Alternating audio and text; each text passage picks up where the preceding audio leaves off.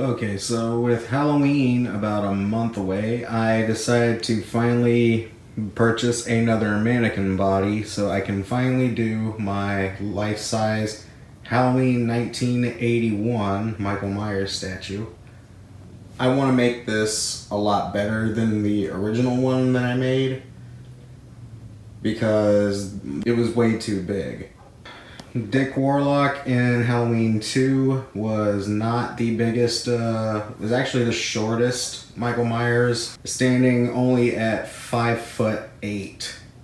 And with the boots that he happened to wear in that film, it was about an extra inch and a half at least. So Michael Myers in Halloween 2 stood roughly 5'9.5". So I am going to have to do a lot of work on this body because to make him 5'9", I'm going to have to chop at least, I don't know, 4 or 5 inches off of him. Right now he stands at 74 inches tall. And with these boots, that's going to make him even bigger. I'll be showing how I did everything, so just keep watching. I also want to take a moment to talk about the costume, which is, for my money, pretty screen accurate. I went with everything that I could find out about the actual costume from the movie, including emailing the actor, Dick Warlock, for it. And I was actually very surprised that he answered me back and basically gave me a grocery list of every piece to his actual costume. And so this is basically, like I said, for my money, the most screen accurate costume that I'll ever own for sure. Starting off, let's get to the boots. These are the very same kind of boots that Dick Warlock wore in the film Halloween 2. They are the Red Wing Logger boots. These are not very cheap, I will say that, especially if you want a real vintage copy like these. Luckily, I only paid about $60 for these, so I lucked out because these are the exact size that I needed, and they're the exact kind from the film.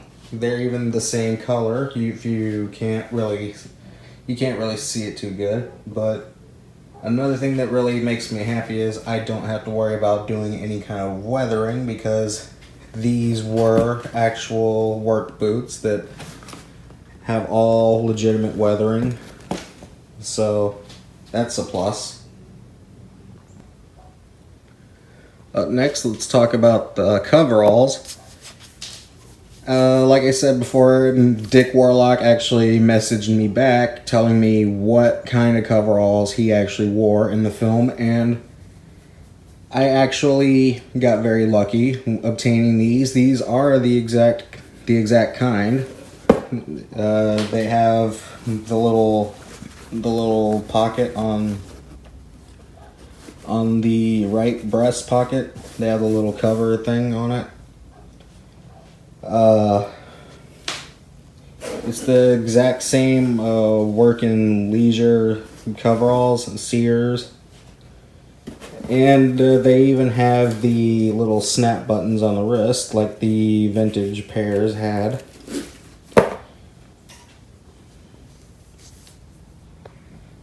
So, funny story about these.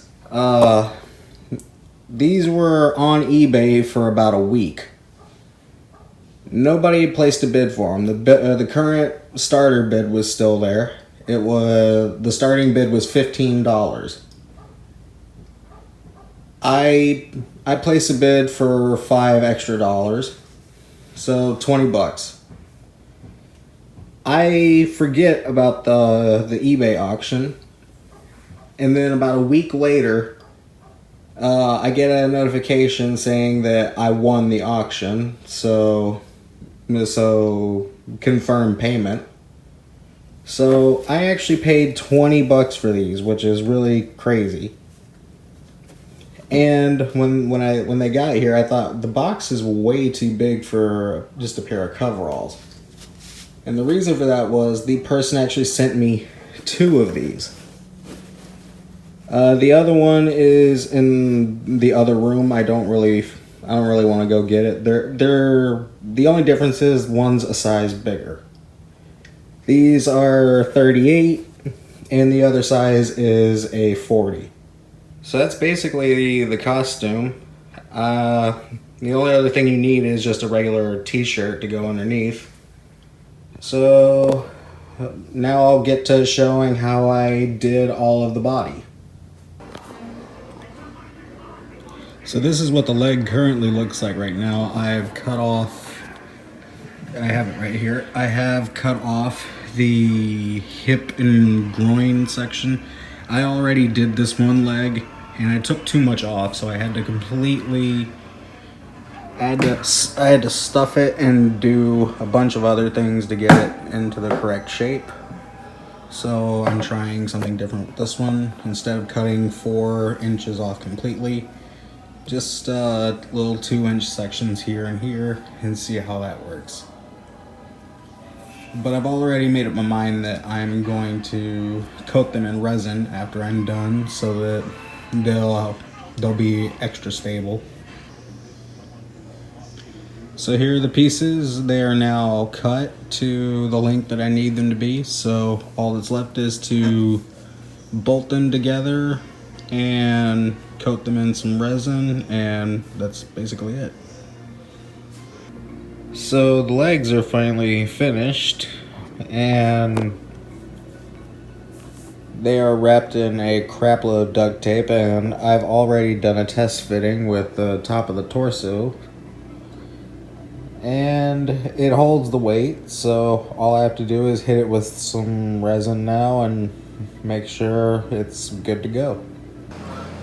Okay, so I have his legs wrapped in fiberglass, and all I have to do now is just use a little bit of this, just mix it up and do a couple of coats over it, and he should be good to go.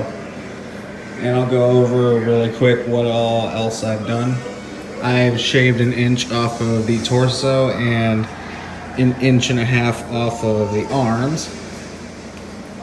And he is now proportionally accurate. So now I'll just go ahead and mix up the resin and get back to it after that. So the resin has been applied and now I'm just waiting for it to dry, and then I can go from there.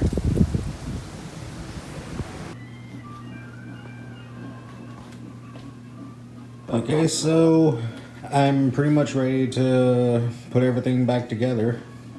Here's his legs, the resin's cured. Right here is the torso. I went ahead and put the green t-shirt on. Just a standard dark green t-shirt is all you need. Here are the coveralls. I did my own little techniques with weathering these, and they have kind of a shiny look to them too, which is good because that's kind of how they look in the movie. The only thing I haven't done yet is put the blood on the bullet holes, but if you look closely you can see it already has the bullet holes in it. And here are the boots. So I'll go ahead and start putting him together. Okay, and he is pretty much done for now. The only thing I really have to do now is take his hand and mold it, heat it up and mold it into the shape that I need to hold the scalpel.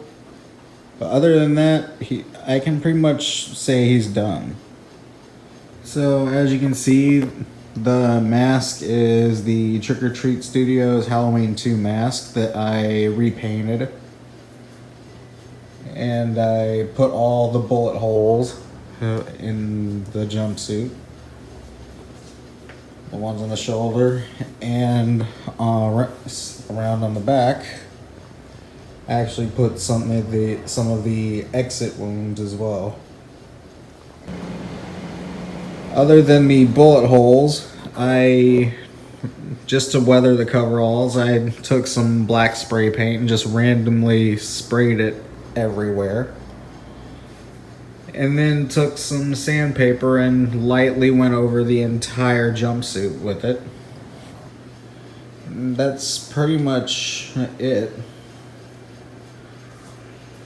So other than getting his hand able to hold on to the scalpel, he's pretty much done. Okay, just for the hell of it, here he is with my other two life-size. This is kind of surreal, thinking that all three of these are actually in this room. And that especially under certain lighting, they actually look real. And it also helps the illusion that I've built them all to where they can actually stand under their own power. And they don't have to worry about having any stands taking away the realism. But of course, my life-size Freddy and my life-size Ghostface. Okay, so I don't know how well the camera is picking him up, but from my perspective, that's pretty spot on to the movie, in my opinion. Okay, now I turn the lights on just a touch brighter this time, and I think this is the definitive look. That really sells it for me. I really feel like I'm staring at a movie clip right now. I'm very, very happy with how this turned out. He was a lot of work. I actually thought he was going to be the easiest because a mask, boots, shirt, and a jumpsuit. What's so hard about that? But no, it was quite a bit of work. I also was originally going to do something cool where I was going to have another head and another mask. And I was going to make this with an interchangeable look for pictures and stuff like that. Where you can have either this look or you can have the Blood Tears version. But then I realized that meant I'd have to completely redo another one of these, and just getting the mask to look like this was absolute hell, so I don't want to do it again, so I scrapped that idea really quick. But I think this is just fine how it is. And I'm really happy that I got it finished before Halloween. So, thanks for watching.